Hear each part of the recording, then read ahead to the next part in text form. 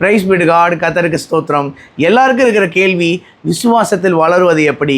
எபிரேயர் 11:8 வாசிக்கிறோம், விசுவாசத்தினாலே ஆபிரகாம் தான் சுதந்திரமாக பெறப்போகிற இடத்திற்கு போகும்படி அழைக்கப்பட்ட பொழுது கீழ்ப்படிந்து தான் போகிற இடம் இன்னதென்று அறியாமல் புறப்பட்டு போனார் என்று வாசிக்கிறோம்ல. விசுவாசத்தினாலே ஆபிரகாம் கீழ்ப்படிந்தார் என்று இந்த வசனம் சொல்லுகிறது. விசுவாசமும் கீழ்ப்படிதலும் ஒருங்கிணைந்து தான் செயல்படுகிறது இல்லை.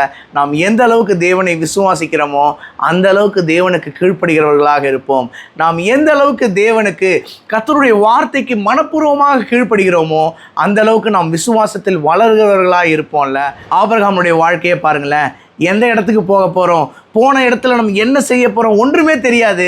ஆனால் உன்னதத்திலிருந்து ஒரு சத்தம் வந்தது. அந்த சத்தத்துக்கு அப்படியே கீழ்ப்படிந்தார்.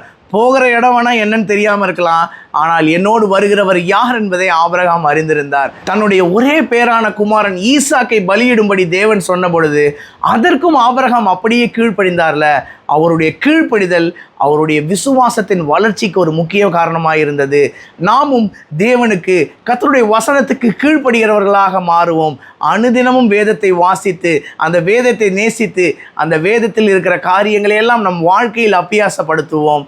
நாமும் விசுவாசத்தில் வளர்கிறவர்களாக மாறுவோம். என்னுடைய வாயின் வார்த்தை, என்னுடைய இருதயத்தின் தியானங்கள் கர்த்தருக்கு முன்பாக பெரிதியாக இருக்கட்டும்.